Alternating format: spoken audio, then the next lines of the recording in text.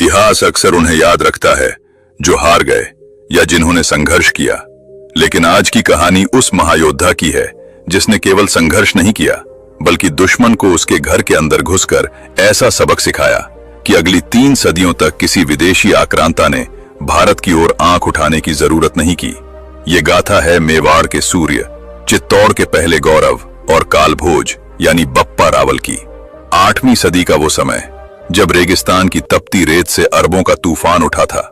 मोहम्मद बिन कासिम सिंध को जीत चुका था और उसकी नजरें अब भारत के हृदय स्थल पर थीं। उस वक्त राजस्थान की धरती पर एक ऐसा युवक तैयार हो रहा था जिसकी कद काठी और शक्ति के किस्से आज भी किंवदंती हैं।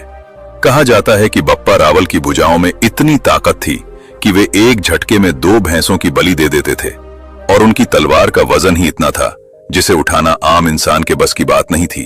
जब अरब सेना ने राजपूताना की सीमा में कदम रखा तो उनका सामना हुआ बप्पा रावल के नेतृत्व वाले एक अभेद्य गठबंधन से।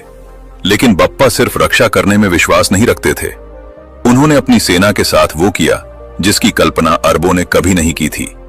बप्पा रावल ने उन्हें केवल खदेड़ा नहीं बल्कि उनका पीछा किया। सिंध से होते हुए वे गजनी और कंधार तक जा पहुंचे। इतिहास गवाह है कि बप्पा रावल ने अरबों को उनके अपने गढ़ ईरान तक वापस धकेल दिया। उन्होंने वहां के शासकों को हराया और अपनी विजय के प्रतीक के रूप में वहां के राजकुमारियों से विवाह किया और अपने चौकियां स्थापित की। क्या आप जानते हैं, आज जिसे हम पाकिस्तान का रावलपिंडी शहर कहते हैं, उसका नाम इन्हीं बप्पा रावल के नाम पर पड़ा है। वहां उन्होंने अपनी सैन्य छावनी यानी पिंडी बनाई थी ताकि सीमा पार से होने वाले हमलों को जड़ से खत्म किया जा सके। ऋषि हारित राशि के आशीर्वाद से बप्पा ने चित्तौड़गढ़ के किले पर भगवा लहराया और मेवाड़ राजवंश की नींव रखी। उनके डर का आलम यह था कि अरब इतिहासकार खुद लिखते हैं कि उस युद्ध के बाद वे भारत की तरफ आने का रास्ता भूल गए थे।